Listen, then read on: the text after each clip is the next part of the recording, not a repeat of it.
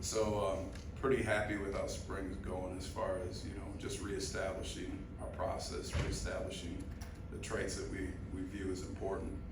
A lot of young guys out there getting reps, which is good for our depth going into the fall.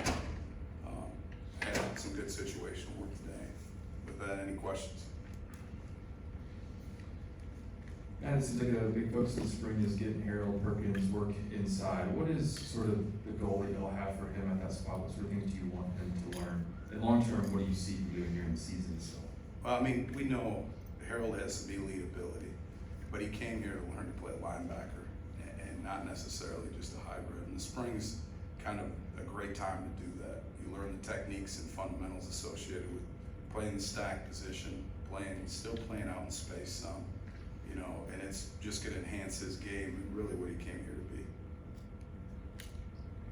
Matt, to your left up here. Just the secondary, how good of a feel do you have for what the potential can be? Obviously, a lot of early people are playing good roles right now, I guess. And how much will that change once you get to the fall? Yeah, I think it's a process.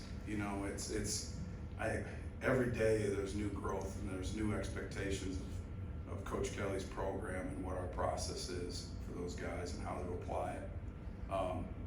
I'm excited about the potential of that group, but we got a long way to go. Hey Coach, with JD Tomiano, what sort of characteristics does he have to allow him to play the nickel and really allow him to just be a flexible piece for you guys overall? Yeah, first of all, JT loves football and he's smart. Really, really smart player and really takes his craft serious. From an athletic standpoint, he's got great length, he's got good speed, and he can make plays on the ball. Your first year back in the SEC, I know you were here for in the conference for several years. Was there anything that you learned new last year in terms of defense and just kind of how elite that they are across the conference, in these times? Yeah, I think it kept reinforcing that it's still a line of scrimmage league, and you got to have depth in this league because there is a grind and there's a wear and tear. So there's got to be a next man up mentality, and that's why the spring's so important to develop those techniques and fundamentals that it takes to be successful during the season. So there's a lot of turnover from last year at defensive line, and then also position coach leading to go to Denver.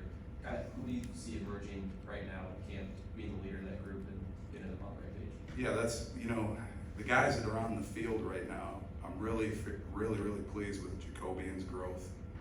He's doing a nice job. I'm really pleased with Savion's growth. And you still have Makai Wingo. He's at every practice. He may not be on the field. You still have Mason Smith. He's at every practice on the field. I'm excited about the potential depth of that group. There's a lot of guys that are growing, and that's exciting. Back to the defensive line, at this point, how do you even evaluate the position with so many people out? You kind of have to go back, and in some ways, Makai played so many snaps for us. We know what he can be. Mason, I have a pretty good feel for what Mason can be because he did go through a whole training camp and a whole spring. I think what you see too is you get an opportunity to work with the guys that really need more reps. Not that those other guys don't, because they do, but it's the next man up, and it gives you a chance to see that growth.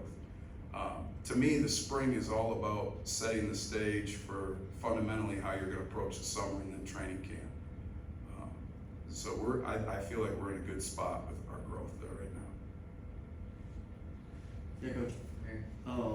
Obviously, Omar Spades comes in. What has he meant to y'all's defense and helping Harold Perkins, like you said, make that transition? Yeah, I love Omar's approach. The way he goes about and handles his business, the focus he comes in with, the attention to detail he has in his work. He's not the most vocal guy. He's more vocal on the field. But what he does do is he does a great job modeling to that whole room and to Harold.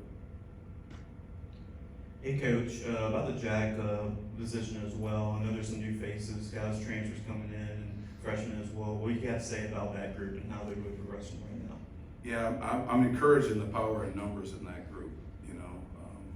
I think right now you got 4 guys in the group that are really competing, you know. Ovi's got a lot of experience, but we're happy with the development of Braden, we're happy with the development of Princeton, we're happy with the development of Jackson. Now, like I said, we got a long way to go, you know, it's spring practice number 8. But those guys have shown growth and potential. Matt, you might not, like you're kind of saying, be to this point yet, but when you start to look at all these defensive pieces, it seems like they can play different spots, especially on the front, and do a lot of different things. What do you sort of envision for this group in terms of having a multiplicity that you'd like to have in a defense? Yeah, I think that's a great question. And to be honest with you, you have to have that to be successful in this conference. You can't sit in one front and be successful. The offensive coordinators, the offensive line coach, and the offensive linemen are too good at running the football and too good at ID and protections. So it gives you a chance to be multiple in your alignments and multiple in your assignments, and gives you a chance to have matchups when you get into an obvious pass situation. Do you feel like having Coach Jancic on the field gives you what you want as far as being able to teach those positions differently? Yeah, listen, I'm a big John Jancic fan. I love having JJ out there. He gives great energy. He's a great teacher. He's been successful in this league, both as a coordinator and as a position coach. He's definitely been an added value on the field. Why is it important to have that position group coached differently in second? Yeah, because they have to do so many things, right? Where, you know, for the most part, our defensive line, the interior, I mean, they're playing as part of the front all the time. That jack is a little bit different. We move him all over the place. He can be part of coverage. He can be part of the front. He can be an inside rusher. He can be an outside rusher.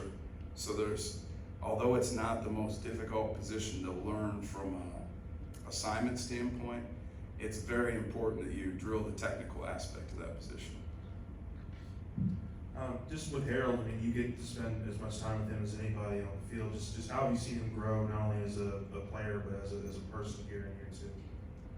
Yeah, I think the number one thing is he's got a better understanding of our process and how we prepare.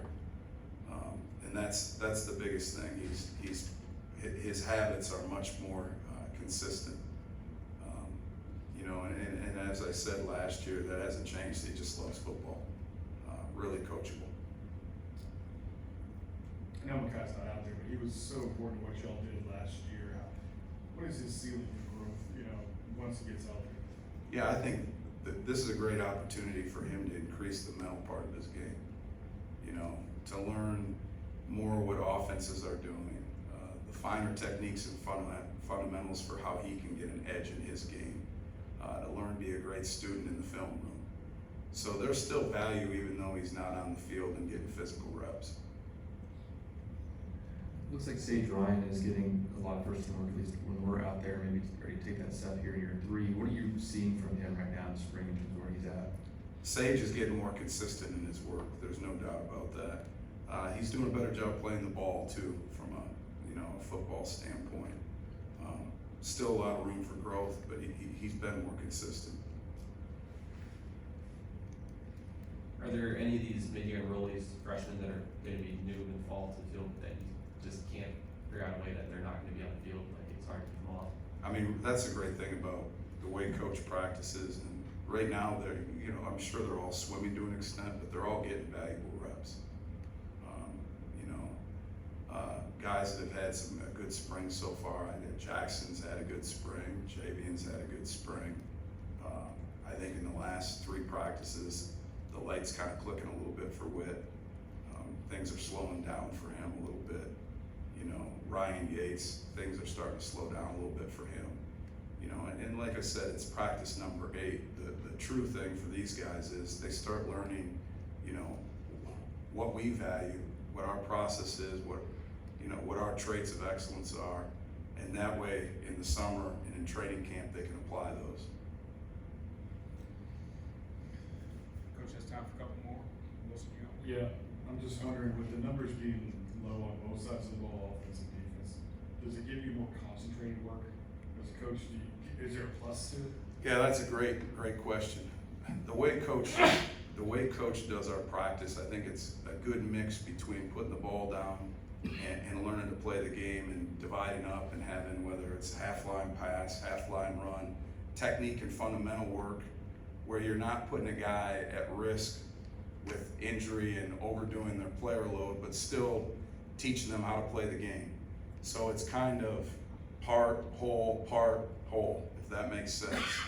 And you know, you may not be able to go out there and play a 100-play scrimmage, but you're still getting good live work along with practice work that develops you. You got obviously got a completely rebuilt cornerback room at this point, but especially with Deuce out, do you kind of see this being something that's going to probably take into the preseason to really sort through who you don't want to lean on there? And just what do you think of the guys that you got? Absolutely. I mean, you guys heard this a little bit last year, and it's the same thing. You know, both as a staff and as players playing together, you got to learn how we communicate amongst ourselves, how they play. You know, there's a little bit of you got to play snaps together, whether you're a corner, a safety, and then as coaches, it's a great opportunity for us to learn on the field what their true strengths and weaknesses are, so we can put them in better positions to succeed. Thanks, Matt. Thanks, guys.